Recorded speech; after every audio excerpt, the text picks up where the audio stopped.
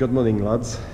Totally different day than biking or racing or driving cars. We're in the center of the Congress here in Andorra. We're going to present Quant in Catalan. Then let's go there.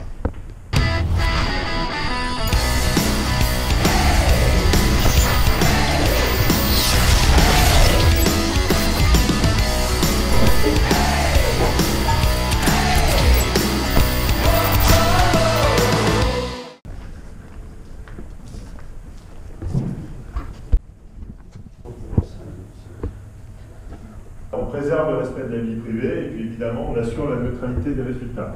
Donc notre idée globale tout simplement c'était de faire un moteur de recherche européen qui vous respecte. C'est un peu bizarre, mais c'est l'idée. Et d'ailleurs je vais vous dire même pourquoi on veut aller loin dans cette idée-là. D'abord c'est ça, on va parler d'éthique. Alors l'éthique, qu'est-ce que c'est? C'est d'abord, selon le petit Robert, ou je ne sais plus où, c'est adopter un comportement moral vis-à-vis des tiers. Les tiers passeront à la suite. Un guide des droits de l'homme, qui a un rapport avec un moteur de recherche, de quoi il parle, monsieur. Allez, je vous montre de quoi je parle. En 1948, il y a eu la Déclaration universelle des droits de l'homme. Voilà. Et puis en 1966, il y a eu le pacte de New York, et puis ensuite on est passé au niveau régional avec tout un tas d'autres acronymes que je vais vous passer. Donc en gros, le problème, c'était protéger les individus face aux puissances étatiques. Ça, c'était le problème de l'époque. Puis on va passer à la problématique du jour, la vie privée. Parce que les trois quarts des gens pensent que la vie privée, en fait, c'est quelque chose qui est une aspiration de hacker ou de geek. En fait, pas du tout. La vie privée, c'est l'article 12 de la Déclaration des droits de l'homme. Donc, c'est nul ne sera l'objet d'immiscsion arbitraire dans sa vie privée, sa famille, son domicile ou sa correspondance, ni d'atteinte à son honneur ou à sa réputation. Toute personne a droit à la protection contre de telles émissions ou de telles atteintes. On doit fermer Internet ou comment on fait? Non, c'est l'inverse. C'est l'inverse. Encore une fois, l'idée là, c'est tout sauf fermer Internet. C'est être capable de l'ouvrir au plus grand nombre. Quand on fait Quant Junior pour les enfants, c'est ouvrir Internet aux enfants. C'est-à-dire que quand on ne les traque pas, qu'on ne prend pas leurs données, qu'on ne sait pas où ils sont, qu'on ne sait pas ce qu'ils font, et que la seule chose que l'on fait, c'est donner les réponses de l'Internet en enlevant juste ce qui va être évidemment pas pour eux, et à partir de là, c'est leur ouvrir tout Internet, leur donner justement cet accès-là. Et donc, ça n'est possible qu'à partir du moment où on considère qu'un enfant, ce n'est pas le sujet d'une recherche, quelle qu'elle soit. Et quelle est l'ampleur justement de toutes ces données? Qu'est-ce que Google sait sur nous? Écoute, avant, on disait que normalement, il n'y a que ta mère qui en savait vraiment beaucoup sur toi, et personne ne nous connaissait mieux que nos mères. Bon, il va falloir qu'on réfléchisse deux fois aujourd'hui. Je crois qu'il y a une petite erreur dans ça. D'ailleurs, nos mères ne savent certainement pas ce qu'on cherche après minuit sur les moteurs de recherche. Enfin, par vous, quoi. Mais par exemple, Google ou Facebook, il paraît, peut savoir si tu as le cancer avant même que toi, ça soit laissé. De par tes recherches, de par ton comportement. Moi, j'aime beaucoup ces histoires sur la médecine, sur la santé. Ça, c'est l'un des sujets qui me passionne le plus. Parce que dès qu'on commence à parler de vie privée, dès qu'on se dit mais moi, j'ai pas envie que tout le monde sache tout sur moi, je vais vous donner un cas très concret. Moi, je suis corse. Alors, lequel d'entre vous veut que je sache combien vous avez, où sont vos économies? Non. Non. Et donc, résultat, tu vois, dès qu'on parle d'autre chose, c'est marrant, ça n'intéresse pas les gens que l'on sache exactement quoi que ce soit sur leur vie. Mais dès qu'on parle de médecine, c'est fou. Comme on a entendu que maintenant, on allait nous faire vivre 1000 ans, 500 ans de plus, 50 ans de plus, 10 ans de plus, pas te trouver ton cancer et tout un tas d'autres choses, on rentre dans cette idée que, en fin de compte, ça serait vrai. Et le problème que l'on a, c'est que pour l'instant, on entend beaucoup de choses, mais on n'a vu pour l'instant rien. C'est-à-dire que la seule chose que l'on a, c'est des belles analyses de macro-data qui permettent à des médecins de trouver des informations très intéressantes au travers de données. Mais c'est ni sur Facebook, ni sur ta recherche Google. Donc en gros, on te prend toutes tes données Facebook, toutes tes données Google, pour t'expliquer que ça permet, avec le même type de technologie, de trouver des choses sur ton cancer. Bon. À mon avis, on est juste en train de te faire prendre des vessies pour des lanternes. Mais à terme, Minority Report, on y va? Ouais, c'est un film qui est pas mal d'ailleurs. Si vous le revoyez, à un moment, on a hacké le système et la vraie question, c'est qui est en charge d'avoir toutes ces datas sur les gens. Donc à la fin de la journée, la vraie question globale qu'on doit tous se poser, c'est est-ce que ça vaut le coup de donner autant d'informations globalement dans le monde entier? Est-ce que ça vaut le coup? Qu'est-ce que vous êtes? Est-ce que vous êtes des rats, des hamsters, des cobayes, ou est-ce que vous avez envie d'être tout simplement des grands utilisateurs d'Internet?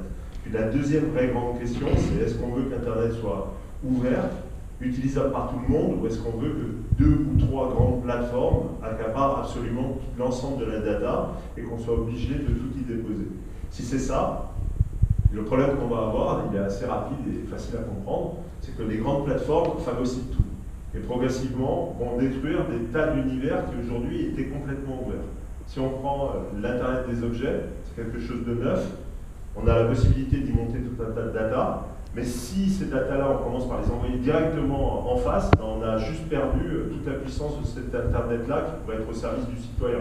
Juste savoir s'il fait beau, si tu peux aller faire du vélo sur tes montagnes, ou s'il vaut mieux prendre tes skis. Des choses comme ça, l'Internet des objets peut nous donner en quelques secondes, en quelques millièmes de secondes. Vous pouvez le voir sur Météo Andorra, ça marche vraiment bien, même ici.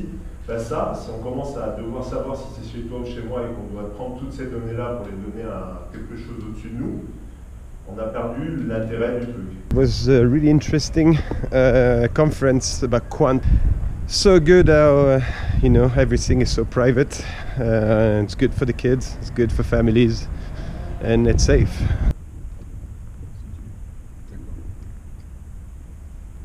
Tout à fond, non? Le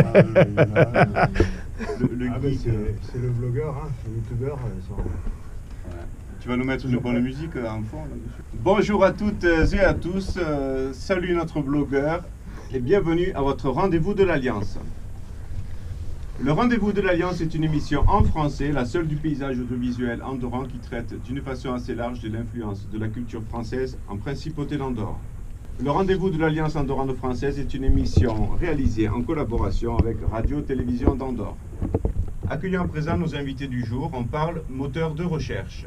Oui, Google écrase le marché de la recherche sur Internet et en plus de son métier de base d'offrir, entre guillemets, 1000 services adjacents dont le carburant se nomme données personnelles, les requêtes, les mails, les recherches et les localisations sont mal axées afin d'établir un profil précis de chaque utilisateur. Alors il faut le reconnaître, c'est bien fait, c'est pratique.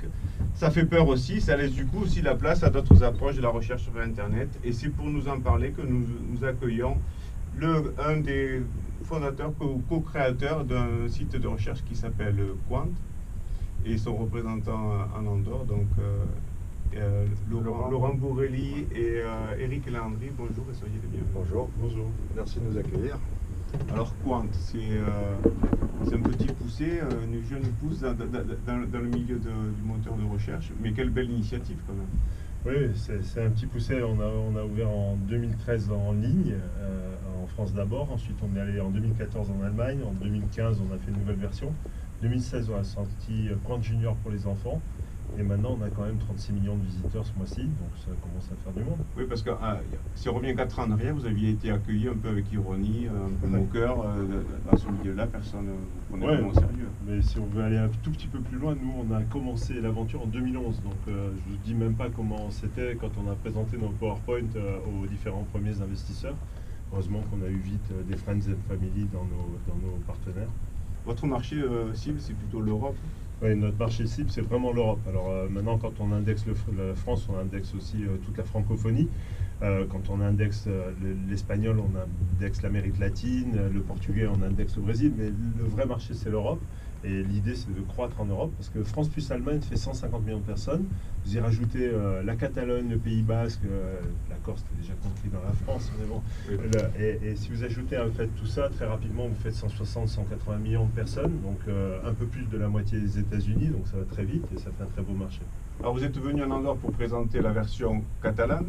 Exactement. De Quant, qui est déjà opérative, donc tous nos auditeurs peuvent se connecter, QWANT. .com aujourd'hui. On n'a pas encore le point AD? Bah non, pas encore, parce que pour avoir le point AD, il y a des petites particularités en Andorre. Alors Laurent, qu'est-ce que vous faites? Il faut que j'arrive à importer, il faut qu'il monte une entreprise en Andorre. On peut pas, ça c'est facile. Ça c'est facile. Moi je travaille sur Internet, je vends de la visibilité à mes clients sur Internet. Et dès que j'ai commencé à gagner un peu d'argent, je me suis dit de poser la question, est-ce que vraiment j'ai envie de rester en France ou est-ce qu'il n'y a pas des territoires plus accueillants? Et finalement aujourd'hui ce que j'apprécie le plus en Andorre, c'est ce sentiment de sécurité. Bon, sécurité, on le retrouve aussi dans la devise de Quant, hein, sécurité, confidentialité, respect. Ouais, exactement. D'abord, on ne va pas vous traquer, on ne sait pas ce que vous cherchez. On ne sait pas ce que vos enfants cherchent non plus. Hein. Dans Quant Junior, on ne sait pas du tout ce que cherchent les petits. Je ne sais pas ce que cherchent les grands. Et donc l'idée que l'on a, nous, c'est simplement que vous donnez les réponses de l'Internet de façon neutre, mais en respectant complètement votre vie privée. Donc pour rassurer nos auditeurs, on retrouve ce qu'on cherche d'habitude sur Google, mais nos données restent chez vous et sont détruites après la recherche. C'est mieux que ça en fait. Ouais. Quand vous arrivez chez nous, on va prendre votre adresse IP, votre numéro Ouais. sur Internet, on va le chiffrer, on va dire, et c'est avec ça qu'on donne des réponses. Donc on est incapable de savoir à qui on a donné la réponse. On ne sait pas du tout. Donc on n'a pas besoin de détruire après parce qu'on ne sait pas avant. On ne fait qu'envoyer les réponses. Vous êtes juste là pour demander, poser la question, on vous donne la réponse et puis on a tout oublié. Parce que la vérité, c'est quand même ça, c'est que techniquement, il n'y a pas besoin d'enregistrer les données pour donner des réponses à des questions. Ouais. Donc ils enregistrent des données pour d'autres objectifs, mais oui, il n'y a pas vraiment besoin de traquer quelqu'un pour répondre à ces Disons questions. que chez Quant, on est plutôt dans une recherche neutre et loyale, alors que chez Google, c'est un peu... Il y a des objectifs derrière. Ouais, ça fait des sous. Hein. Là, ça devient difficile parce qu'on parle d'une poignée de maîtres du monde, hein, les Amazon, les Facebook, les Google. Est-ce que, à ce niveau-là, je pense pas que ce soit surévalué parce qu'ils font partie des maîtres du monde. Donc, c'est pas comme d'autres, comme un peu plus petits, comme Twitter ou Instagram, où là, on peut décider est-ce que c'est surévalué ou sous-évalué. Mais à ce niveau-là, et c'est ça la vraie question, ce sont des maîtres du monde qui sont même plus puissants que des gouvernements. On a laissé des entreprises privées prendre le contrôle du monde. Quant, à l'inverse, si vous avez besoin justement d'ouvrir vos requêtes, de ne pas être fermé. D'ailleurs, c'est surtout dans cette période qui vient de se finir, et ça fait du bien électoral en France, vous avez tous ces problèmes de fake news, ces fameuses nouvelles qui soi-disant sont fausses, ou tous les problèmes que ça fait. La réalité, c'est plutôt la bulle de filtre dans laquelle vous êtes. C'est-à-dire qu'en fait, quand vous faites vos recherches sur un moteur de recherche qui vous traque, il va vous donner des réponses par rapport à ce que vous aimez. C'est pareil, votre YouTube, si vous avez fait des choses, moi c'est drôle, hier j'ai ouvert mon YouTube, moi il ne me traque pas, hier j'étais mélenchoniste, c'est rigolo, je n'avais que des propositions de la France Insoumise. Alors comme c'est pas moi qui recherchais ça, puisque il ne peut pas le savoir, par défaut il a dû m'envoyer ce qui était le plus recherché ces jours-ci. Ouais. Donc on était plutôt dans la France Insoumise. Donc j'étais pas plus ailleurs, donc tout va bien. C'est-à-dire qu'à l'heure actuelle, si vous mettez une recherche quelconque sur Internet, moi je le fais et n'importe qui le fait, on n'aura pas le même résultat. Et si je me mets derrière votre épaule, je suis à peu près sûr de savoir si vous avez voté à droite ou à gauche. Ouais. Parce que je vais regarder si vous avez plutôt le Figaro et le Monde ou l'Huma et le Monde comme les deux premières réponses. Donc en réalité, très rapidement, un moteur de recherche vous met dans votre univers. Et l'univers de droite pendant cette période électorale, ou l'univers de gauche pendant cette période électorale, vous donne des réponses qui sont liées à cet univers-là.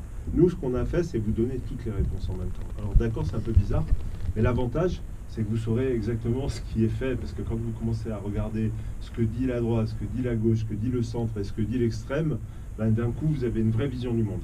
C'est ça l'idée derrière Quant, c'est vous donner la vraie vision du monde et laisser votre cerveau réfléchir. Je sais, c'est pas drôle de devoir réfléchir encore, c'était mieux quand on vous donnait la bonne réponse directement, mais aujourd'hui, ça marche plus les bonnes réponses directement. Le monde change.